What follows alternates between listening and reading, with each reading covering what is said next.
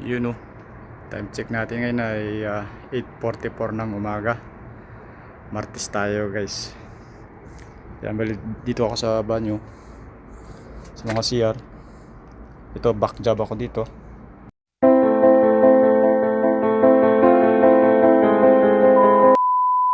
Kasi tinaas ko to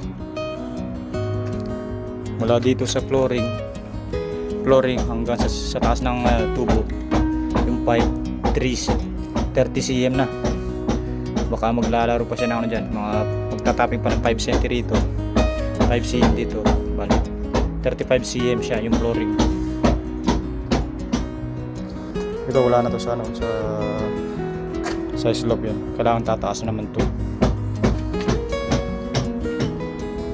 Dito lang siya okay. Dito ako na nag-slope dito eh. Ako rin na nag-slope dito. Kasi inabol ko yung dulo dun sa ano, sa kusina. Hindi naka-slope dun, nakataas dun. Bali yung tubig tsaka yung dumi nasa gitna.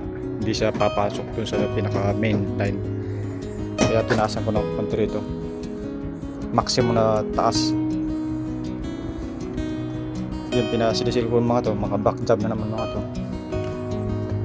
Imbes na magtatabon ako ng ano, mga lupa rito, buhangin. Kailangan ko na nang ipasara to mamayang hapon, tapos waterproof ulit.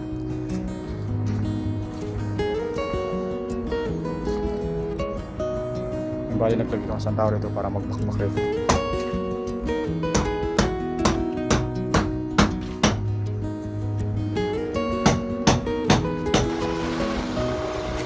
Yan, bali dito sinabihan ko kaninang madaling araw dito sila gumawa para yung continuation ng bubong ko dire-diretso rito, kasi naglalagay sila ng tubular dito. Bali ngayon tatlo silang nagpapakalkada.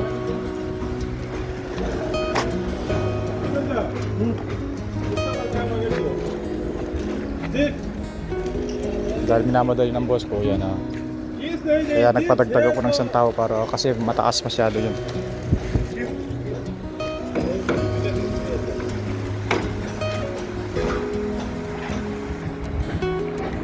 So dito nakapaglagay sila dito magkabilaan, dulo-dulo. Tapos lalagyan ng tansi rito magkabilaan, pati dito, para hindi siya lundo-lundo yung mga tubular. Pantay siya lahat.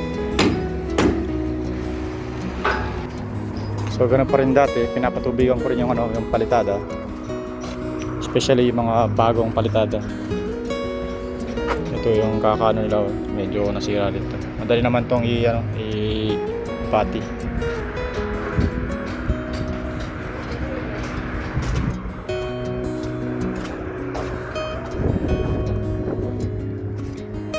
Pati dito ipapapalitada ko rin. Ganyan din ang finish dito, kasi pag halimbawa dito kami haharap sa ano, sa areang to, ganun din ang finish. Kwarto rin to.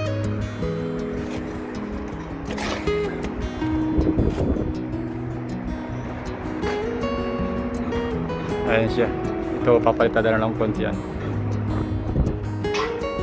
Hindi natin maiiwasan na may mabungi yun. Talaga mag-back job ka talaga pag halimbawa sa ganyan trabaho, sa uri ng trabaho ganyan. Kasi hindi katulad sa atin, maglalagay ka ng tubular dito sa ano, pinaka-rafter nya, tapos yun yung pinaka-pardina mo.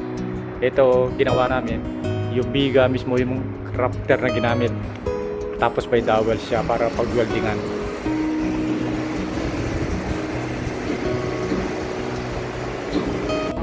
So bale yan guys, pupunta ako ngayon sa market, bilihan ng mga gamit, tsaka magpapaganda ako ng gutter, tsaka yung trabaho dyan sa kusina, sa kitchen. May ipapaganda akong stainless sheet, 11 piraso yun.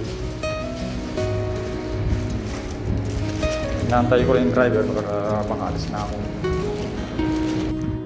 So yun guys, dito na ako sa ginagawa naming accommodation. Tapos na ako sa bumili ng mga gamit.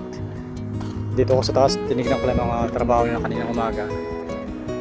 As of now, ito lang yung trabaho nilang nagawa. Mamaya dito na sila pupunta rito, yung dalawang ito, pahaba. Yung pa rin sa waterproof, di pa rin tapos na banda rito. Baka mamaya, kasi sobrang init na ngayon. Time check natin ngayon ay 12:30 ng hapon.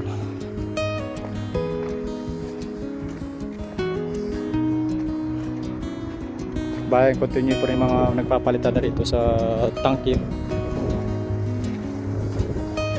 Once na matapos dito naman sila pupwesto rito. Ito, tsaka to, tsaka doon sa taas. Ito, pwede ko nang bubungan to, kaso nga lang pinapatapos ko na yung mga palitada rito para hindi natin guys yung dumi. Kasi ito guys, hindi na kailangan ng pintura, nakapintura na yan.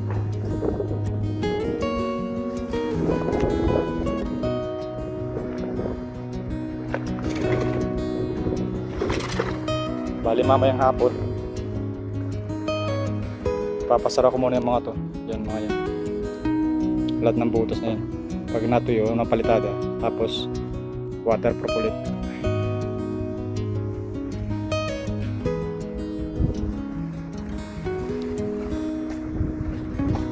Pag kontrata kahit mainit, yun, kailangan tapusin. Pero pag hindi kontrata, pag company yung gumawa, ayan, yan lang ang trabaho. Isa rito, isa rin. Pag mainit, hindi makalarga ng maigi. Kaya nagpupunta sila rito, nag-duty sila alas 5 ng umaga hanggang alas 9 para di sila masyado mainitan. Tapos mamayang hapon 3 to 7 o'clock. Bali 8 hours silang nagtataba rin sa taas. Bali mamayang gabi rin, mamayang alas 4 mag-uumpisa sila rito. I-start na to yung mga pipe na to, mga kuryente, mga socket, lahat yan. Bawat kwarto papunta doon sa breaker doon sa dulo. Bali duty nila ngayon mamaya alas 4 hanggang alas 12 ng ating gabi. Dahil pina-priority ko to, yung mga tubo na to, mga pipe na to, para makapag-umpisa na ako rito sa flooring. Kasi sinabihan ko ng mga nag-ano ng kontrata sa ceramic na pumunta sila, pwede na sa mag-start. Pero sabi ko, pag matapos na 2 hanggang 4 na kwarto, pwede sa magpag-umpisa rito, pwede ko silang tawagan. Bali ito guys, yung pagka-flooring nito, i-ano muna sila, ipa-flooring muna sila 8 cm or 7 cm. Pagkatapos patutuyuin ng isang araw o kaya 2 araw, tapos tutubigin ko yun. Pagkatapos maglalagay sila ng ceramic, gagamit sila ng glue. Bali guys, pag halimbawa pag mag-start sila, ipapakita ko paano yung proseso nilang paggawa. Hindi kamukha sa atin yung sa atin sa pamamaraan yung paglalagay ng tiles. I-dry pack muna. Pagkatapos ilalagay yung tiles, tapos ilalagyan ng glue o anumang gamit na pandikit. Yan.